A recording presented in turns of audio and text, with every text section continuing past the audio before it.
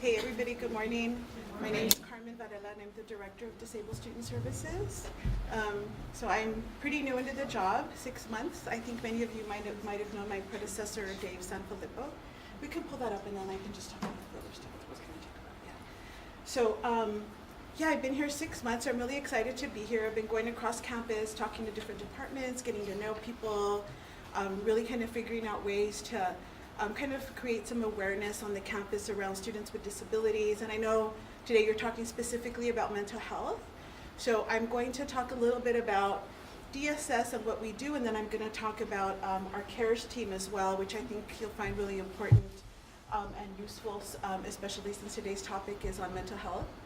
So I'll tell you a little bit about myself. I'm a disability, civil rights and disability practitioner of 25 years. Prior to coming to Cal State Long Beach, I was at Disability Rights California for 16 years. Disability Rights California is a civil rights law firm. So we really look kind of, my background is very social justice oriented, right? And so the way that I look at disability is through a social justice lens. And I've worked at different, 2 universities in the past, in the 90s and then in 2000 and something, so I want to date myself. But now I'm kind of back, and so I'm really excited to be here as the director of DSS. It's been a really great experience so far. But one of the things that I have noticed and that I've seen early on is really the impact of mental health on the university, right? On the staff, on the students, on the faculty. It is the largest population of students that we see at DSS. Along with students that have learning disabilities and that have ADHD. So we have seen the numbers grow exponentially, and I apologize, I have not the wrong presentation, but the first part of my presentation had some statistics and some information, so I'm just kind of going to go through that with you because I don't have it. I downloaded not the wrong, but only part of my presentation this morning, so I apologize. And I also want to just introduce quickly Karen Kingsley in the back. She is our case manager. So we've just brought case managers on. There are 4 case managers on campus, and we have our own dedicated case manager. So we're really lucky to have our own case manager because other departments want their own case managers and they don't have them yet, and I'm hoping that everybody has them. I feel like we need 3 Karens in our office. And so Karen, do you want to maybe just say a little bit about what you do and talk about that?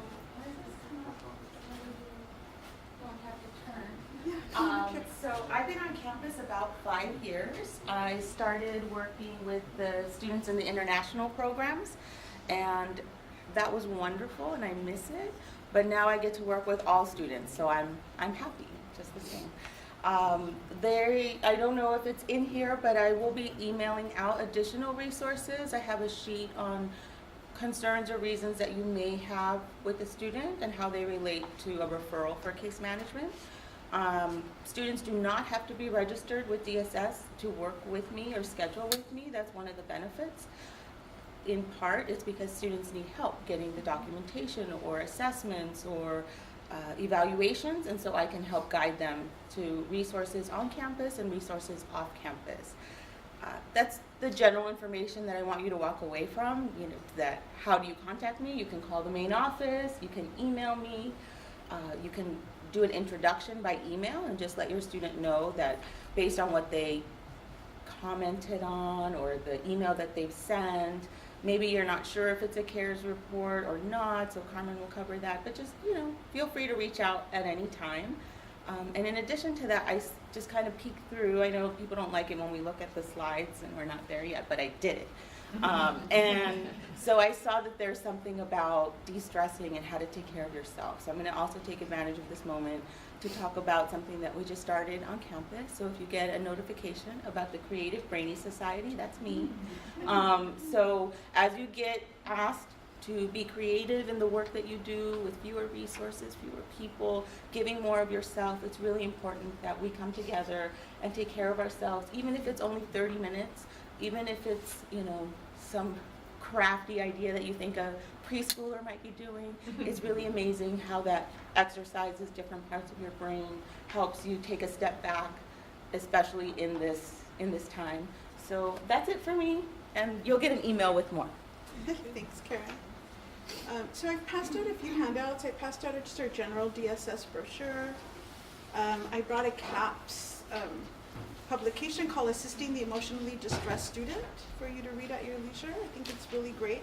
I know CAPS is coming, I think maybe, I don't know if they're scheduled to be there. Yes. So I might not be passing this out, so you have it. And then I passed out another handout called Campus Civility and the Disruption of Learning, a Guide for Faculty and Staff.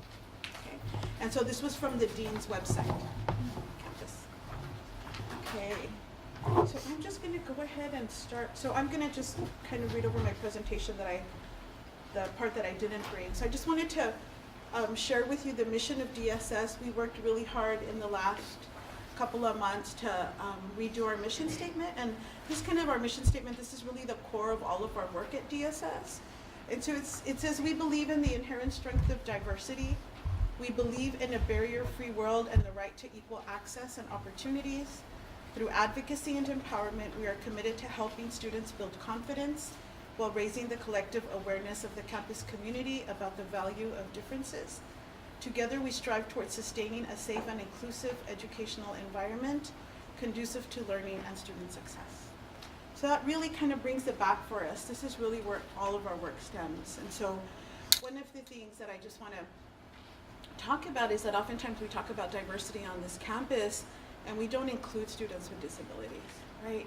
And so disability goes across all ethnic, racial, socioeconomic lines, right? We have 1 in every 5 people in the US is a person with a disability. So if you look in this room here, so 1 out of every 5 here, 1 out of every 5 in your classroom, 1 out of every 5 on campus. So we serve at DSS, we serve approximately 2,000 students with a variety of disabilities. We are in the process of doing a little bit of reorganization. We're bringing some new people on. We've got some new positions. Some things are changing a little bit, but we have a variety of programs and services for our students. And as the population at Cal State Long Beach grows, so does the population of students with disabilities within our office. What do? We review medical and psychological documentation and determine eligibility for disabilities. This is a really important part about DSS. Is that when students come to us, they typically bring documentation. We look at it. We have disability professionals who are trained staff.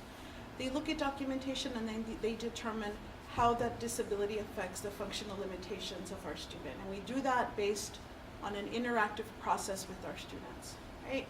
So there are times when we don't need documentation, right? For example, for students who have evident disabilities, who are in wheelchairs, who are blind, who are deaf, etc., we don't typically and we don't have to ask for documentation.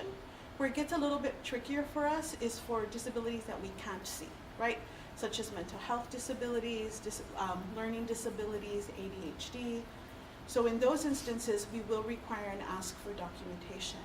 And so what you have to know is that the way that we determine that is that we have to get something from a mental health provider that tells us what the diagnosis is, what the functional limitations are, and sometimes they even recommend accommodations.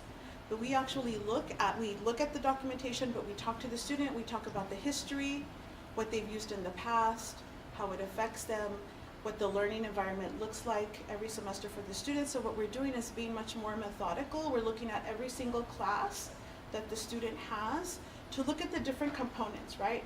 How rigorous is your coursework?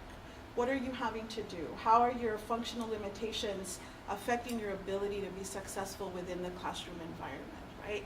So it's not just standardized, right? It's much more individualized. It takes more time, but it really makes more sense.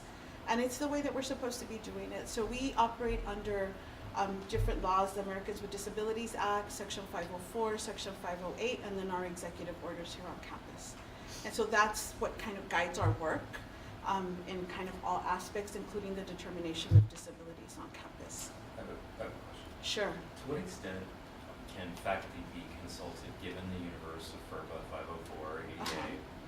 And specifically, let me say that when I've worked primarily with graduate students, and things get stressful and there's papers piling up, oftentimes that's when I get the documentation. And in many ways, the way that the assignments work, at least in my graduate program, they don't lend themselves to the undergraduate template of extra time for testing or extra time on a paper. Sometimes they're a group work thing, or they're something different. Our faculty ever consulted in, hey, it won't really work that way, because generally I've just been presented with a boilerplate triplicate form and told extra time, and I'm like, well, one, I don't think that's really going to help you.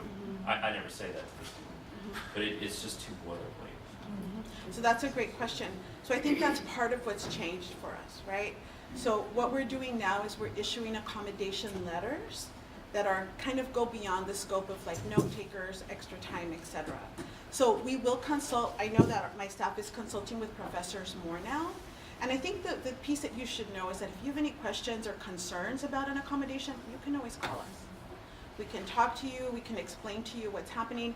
We can't give you the specifics of the student's disability for obvious reasons, right?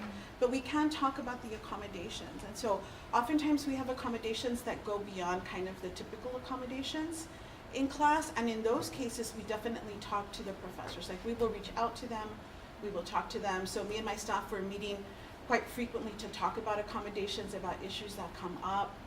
So we are doing much more of reaching out to professors and consulting with professors, right?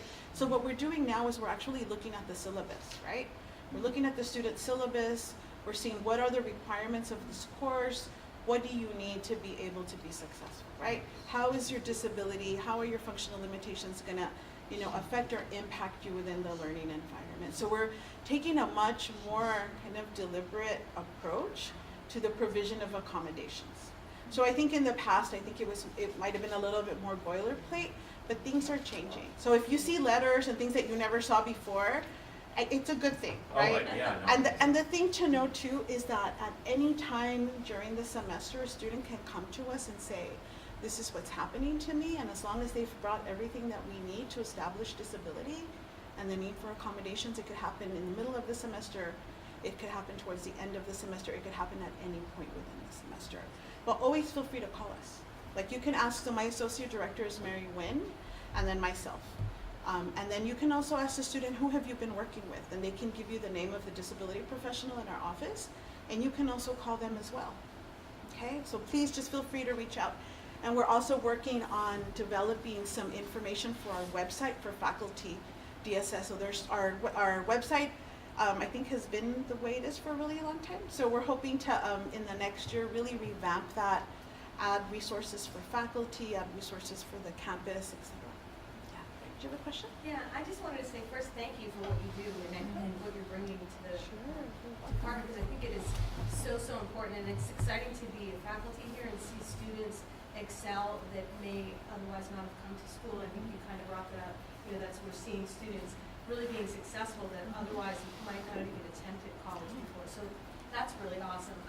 And I'm glad to hear, because I think, kind of piggybacking on what you said, I've always kind of felt like the form was just this sort of like, this is a student with a disability, they need extended time, but it left me with very, is it because of anxiety? Is it because they have a processing delay? I think the idea that it's going to be more individualized while still respecting their confidentiality is going to be great, because I think as a faculty in the past, I've sort of felt like, and lots of times over time in the courses that I teach, they'll come to me with confidence after some time and divulge to why they need accommodations.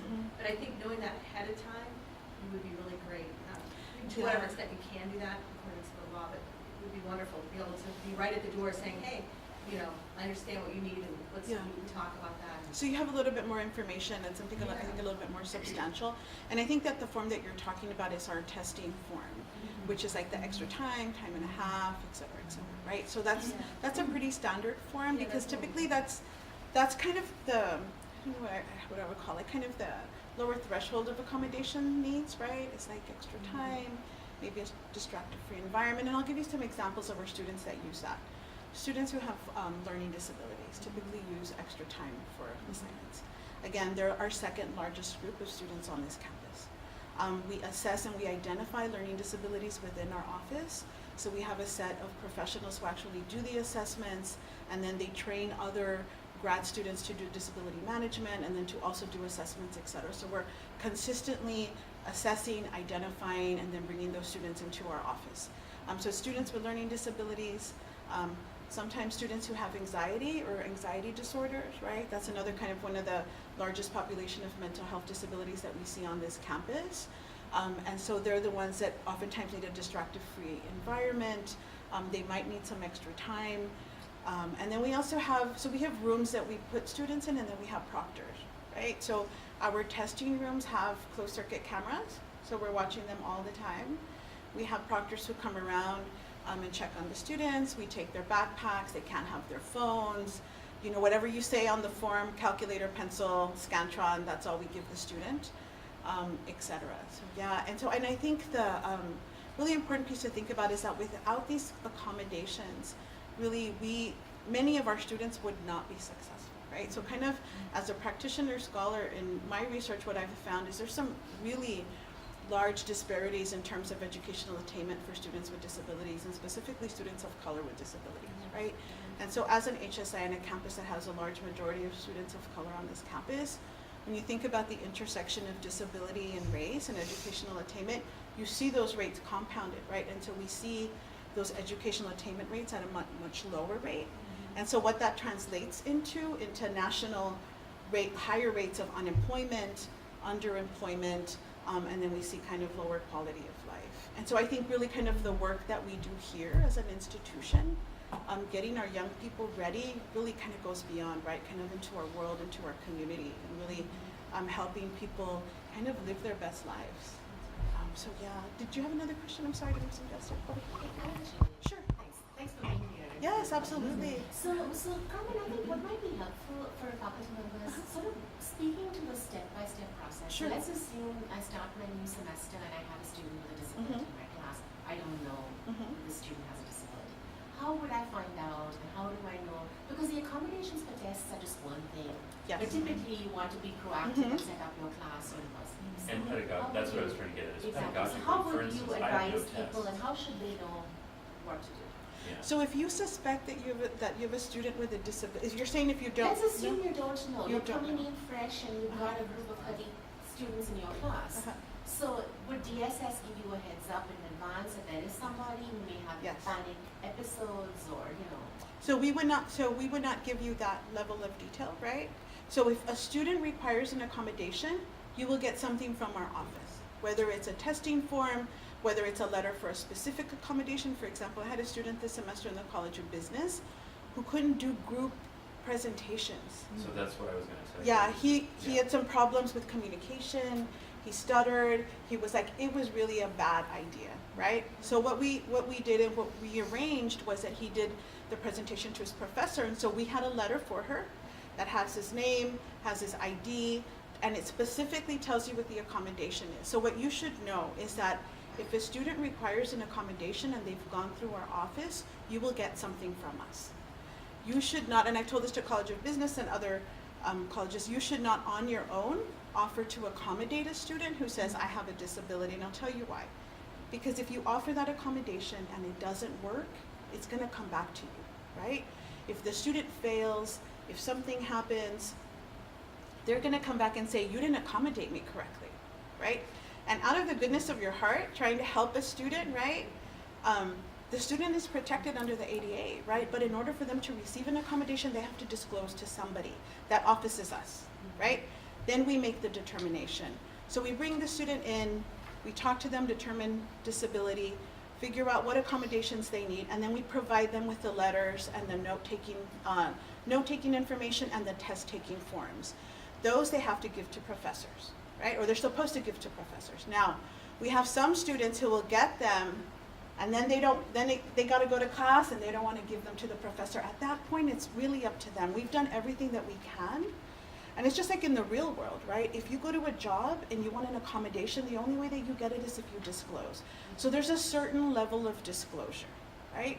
DSS, we cannot tell you this student might have a crisis, a mental health crisis, this student might be this student something. We cannot give you that level of information about the student. So, Oh, is it class by class also? So for instance, I teach multiple classes. Yes, it's over for a every cohort. single class. So if I give accommodations one semester, is it a blanket through No, the entire? every semester you will get a letter. Okay. You will get something. So it's not to be assumed, because again, we're looking at the student, we're looking at every single course that the student is taking, engaging them in an interactive process, and then determining accommodations based on their functional limitations and based on the rigor of each course. Okay? And so that's how you'll know. I hope that answers your question. Yeah, sure. I had a question for the backup documentation that's needed. Does it have to come from an actual doctor? I know we had a case a few years ago where we provide counseling services, so he wanted to get accommodations for anxiety. We don't, correct me if I'm wrong, but we don't diagnose in the clinic. I mean, we have the diagnostic. I'm sorry, tool. which clinic is this? This is at the community clinic. Oh, the community clinic? Yes. Uh-huh. Mhm. So I believe a few semesters ago, we had a student seeking diagnosis for anxiety so that he can get help from PSS. Mhm. I'm not sure how that turned out, but we don't technically diagnose, so I don't know if that's valid. So we don't diagnose either, right? So we're not in the business of diagnosing. The only students that we identify for disability are students with learning disabilities, and that's through our Stephen Benson Learning Disability Program. Other than that, we don't make any diagnosis for mental health, anxiety, any of that, right? Again, we'll bring them in, we'll talk to them, ask them about their history, ask them for some information around, are they on medication, are they seeing a doctor, et cetera, et cetera. The other thing is sometimes we have students who don't want to take medication, right? I think oftentimes we think medication, mental health, psychiatric services, that's the ticket right there to help our students. And the reality is that medications that are used for mental health diagnoses such as bipolar and schizophrenia are really, really harsh, right? There's research studies that talk about how they reduce quality of life.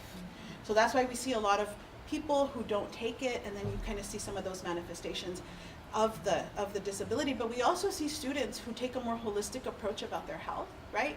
Who do meditation, who do yoga, who do all kinds of different things to help mitigate disability. So it's again, it's kind of, for us, it's on a case-by-case basis, but we don't do any of the diagnosis. So do you refer out? We do. Or- So we do. So we refer folks out to either counseling and psychological services, and then they have referral lists, or we have referral lists. Karen has, she's our biggest wealth of information and resources within the campus community and outside the campus community. I think that I was So just we do. answering her question, that the student can continue to receive the services in a location that doesn't provide the diagnosis if it's sort of holistic in the way that Carmen's describing, but just due to the nature of the documentation that's required, I would refer them out. Right, but to get accommodations through DSS, they have to have a diagnosis, right? So typically, yes. So again, it's on a case-by-case basis. And so we can require documentation if the disability is not evident. And so we get to make that determination, right? That's kind of that's the autonomy and authority that we have as DSS, is to look at documentation, look at history, see what's happened, what information do they have from the past, because sometimes diagnoses don't change, right? And then we look at that, and then we determine the accommodation for the class. So for our counseling services, the students don't know who they count as in the application sheet, right? No? Typically, it just depends what it is. If it's not a diagnosis that you're giving us, it might not count. We'll look at it and consider it, right? So we'll look at whatever the student gives us. Whatever the student has, we will look at that. So I think what Denise is referring to is we actually have in our college, we have the community clinic, and I know our program, the marriage family therapy program, we see clients, our students see clients in the community clinic, and actually we do diagnose. Oh, Okay. okay. Oh, then understanding that. Yeah. So we actually do a treatment plan, and it has Oh, a so there you go. diagnosis. So I wonder if that would also count as Yes, potential absolutely. evidence. Absolutely. Okay. If you're identifying and diagnosing, Yeah. right, and there's DSM criteria and there's Yes. recommendations, Yeah. et cetera, Yeah. we are definitely going to look at that. Yeah. So potentially a client who is seen at the community clinic in the marriage family therapy program? They could be a potential That could- DSS student. yeah. Okay, Uh-huh. yeah, that just needs Yeah. clarification. And I know a large number of the students that we service, the DSS are students with learning disabilities and those kinds of things. So let's say you have an adult, like what would the process look like for somebody who's in a class, maybe it's identified that they've got some real gaps and maybe there's some questions that there's a learning disability? If they came to you, what would happen? So I think, so that's a really great question. So what happens oftentimes is once students get here, right, and they haven't been diagnosed or formally, gotten tested for a learning disability, that tells me that they've already formulated a lot of strategies towards how to kind of cope with their educational requirements, right? Reading, writing, whatever it is that they have to do. Typically what happens, what you'll see that it's taking them a lot longer to do things than it would a typical student, right? Right. So we have students who say, oh my God, I studied so much through college, I was never with learning disabilities, I never got to go out, I had to work 2 and 3 times harder. So I think when you see students who are really struggling more than your average students, as professors, right, what the struggle is for your students, like how hard the assignments are, about how many hours a week they should be writing, studying, etc. So when you see a student who is telling you, it's taking me 2 to 3 times longer to do this, I think that's a cue for you, right? And you can say, hey, have you thought about going to DSS? They do assessments, and then we'll look at them, and then we'll vet them, and then we'll see if we can do the assessment. Okay. I know I had a presentation. You guys have a lot of questions, so I think this might be more helpful to do the Q&A because I think I've got 5 minutes left for my time. But I do want to talk about CARES really quick because CARES, I don't know, have you all heard of the CARES team? No? You have? Okay, great. So I'm going to talk a little bit about CARES here. So who is CARES? Let me get my hand up here. All right. So the CARES team identifies, investigates, evaluates, and monitors students' behavior which pose a concern, potential threat, or actual threat to self or others. So really the CARES is a team of, kind of like our own interdisciplinary team at the Division of Student Affairs, where we actually meet every other week and we look at reports that we get from professors, right? And we look to see, typically they're usually professors will typically report a student who they're really concerned about, right? Somebody who's being threatening, somebody who's like having some type of an explosive behavior in class, students are feeling uncomfortable, etc. There's a process in which you can actually make a report, an anonymous online report that will go to us, and then we will look at it, and then we will reach out to the student. Okay, so it's the CARES, and so I just really encourage you to read about this when you have some more time. When we have more time. And so these are the team members. So this is the Dean of Students, Dr. Pia Bose, Dr. Marianne Takamoto, the Associate VP, and currently the Interim VP for Student Affairs, Dr. Jeff Klaus, Associate Vice President, Dr. Bonju Wang, he's the new Director of CAPS, the Counseling and Psychological Services, Dr. Patience Bryant, she's with Conduct and Ethical Development, myself, Christopher Shively, the Captain of University Police, Corey Coloma of Housing, and Jolene Sagan, who's one of the case managers. So as you can see, like, we are really trying to make sure that our students are safe in getting what they need, but that also there's not a threat to the campus, right? That we are making sure that there is no kind of danger or no harm if we hear of something that is a potential threat, right? Or there is a student who we think or somebody thinks is a potential threat on campus. So we attend trainings on an ongoing basis. These are some of the trainings. I'm just going to skip that. The way that we track students is through Maxient. That's the tool that we use to follow up on cases. And then we have centralized documentation. It provides us with data on trends, both annually and long range. We have a case management team, which is CAPS, DSS, Student Health, and Dean of Students. And then we have weekly meetings that support and oversight by the Associate VP of Student Affairs.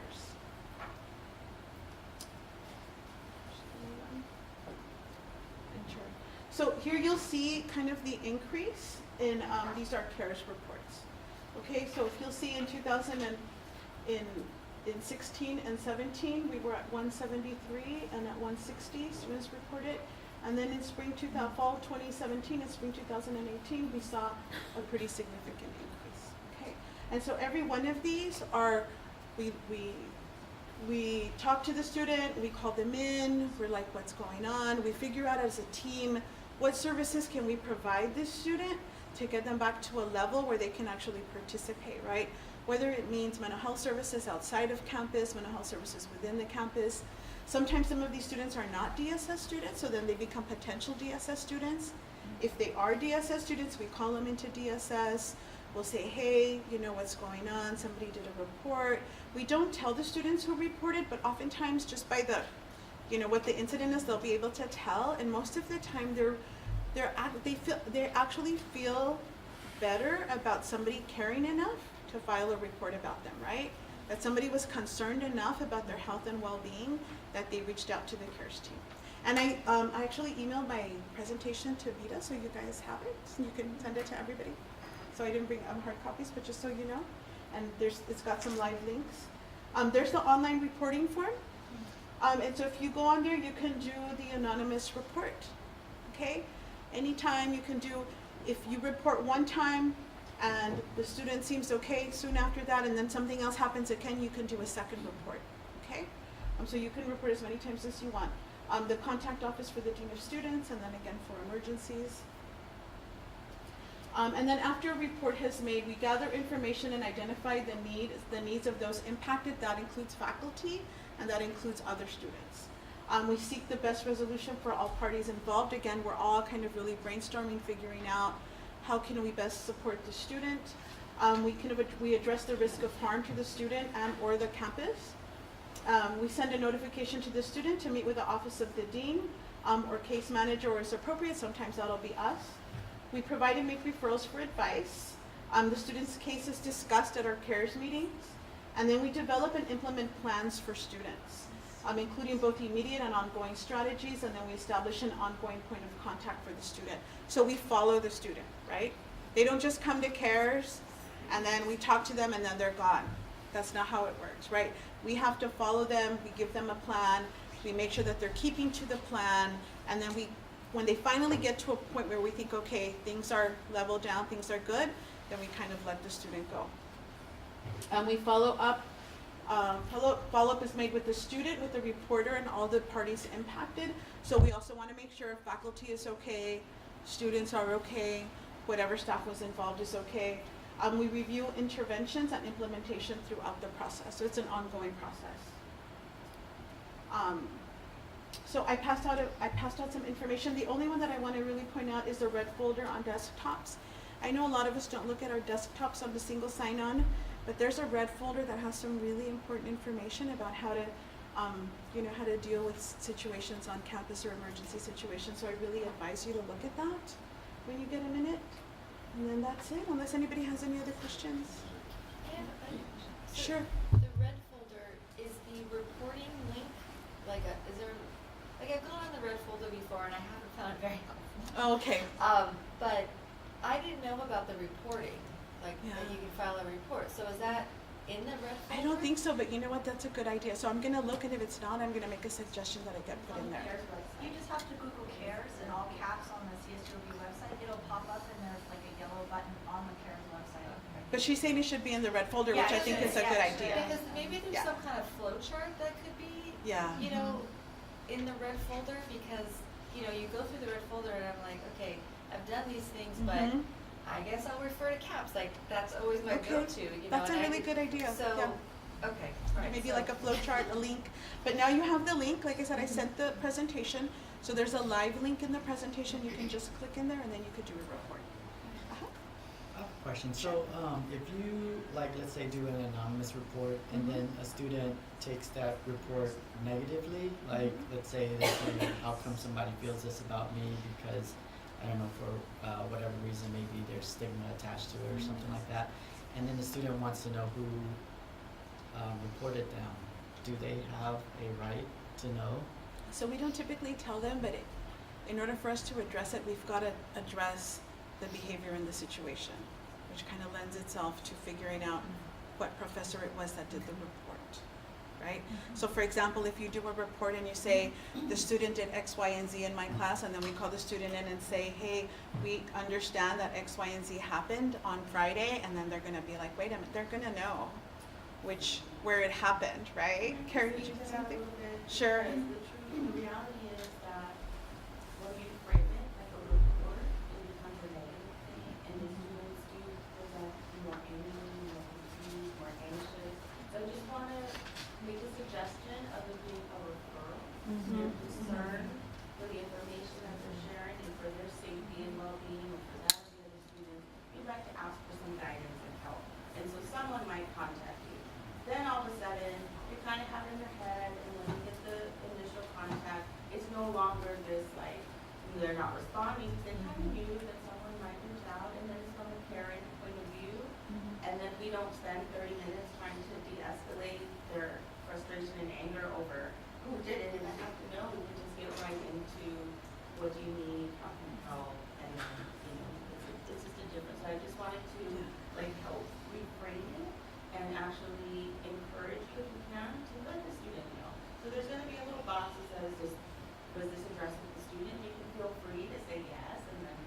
it shouldn't feel like a negative or a scary thing, or you can do it together and the student can self-refer.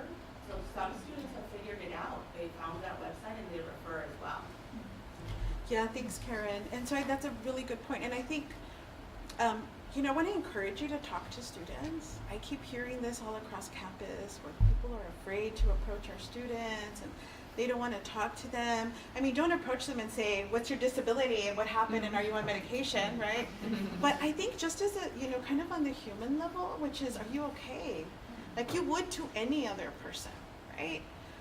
And just say, you know, is there something that I can help you with, or are you struggling, or what's going on? And somebody told me, I don't know, last week, they said, you know, professors aren't social workers and they don't want to interact with students in that way. And I get that you're not social workers, but we're all human beings, right? If you saw anybody struggling or having a difficult time, what would you do, right? They're in your class. They want to learn. They're there for a reason. Things are happening. And I think sometimes it goes beyond even disability. Oftentimes there's so many things happening in our students' life that sometimes that exacerbates mental health disabilities, right? The death of a loved one, right? A relationship. Maybe they don't have enough money to pay their rent. Sometimes they don't even have money to eat. You know, there's different things that happen with our students. So it's really just like saying, hey, are you okay? And then offering some resources. And I'm going to send you, Vita, I have some language for the syllabus, and then it points, professors can refer students to CAPS and then to our food insecurity program, because we see these as kind of really major issues for our students. When they're really struggling in those areas, it's really difficult to sit in class and learn. So I just want to encourage you, right? I think it's really about how you approach the student, right? To do it in kind of a humanistic way, not a way that you're probing, you're trying to find out exactly what's happening, but more around care and concern, you know, for them as a person. And you know, and oftentimes the students in distress, they're not DSS students. Sometimes they're just typical students having a difficult time for whatever reason. So yeah, so I think I've used up all my time. But if you ever have any questions, if you have any concerns, please feel free to reach out to me. My associate director is Mary Nguyen. She's pretty amazing.